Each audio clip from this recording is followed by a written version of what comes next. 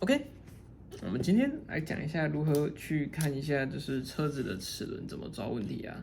就是我们一般来讲，我们的中资车嘛，它前后它是有2组齿轮，一组是前面的，一组是后面的。那有时候我们装上去的时候，比较不好判断说它的声音是来自于哪里。像我车刚好现在就这样子。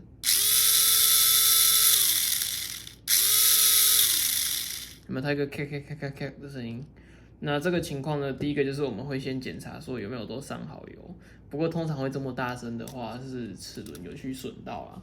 那齿轮的话，就最简单的方法就全换嘛。你不知道抓不出来的话就全换。那如果说你觉得你想要先，但我这边先教你一个方法，就是说不用全换的话，就是我们一颗一颗去排查。就是一般来讲的话，我们会先。我们这边前后2颗齿轮嘛，可以分开抓它的毛病。我们先把其中一颗拿掉，先把后面的拿掉，所以等一下传动的时候只有前面会转而已，后面不会转。那如果有声音的话，我们就可以确定是前面的。好，那我这边就把它盖回去，来装上去，听听看有没有那个声音。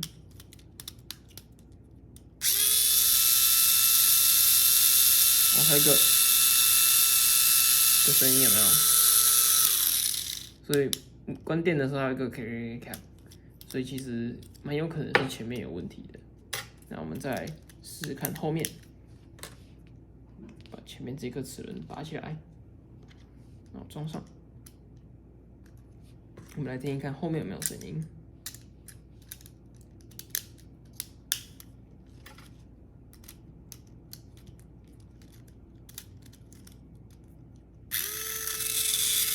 没有，后面安静了很多，这还是有一点点摩擦声啊，但我觉得至少它不是奇怪的声音，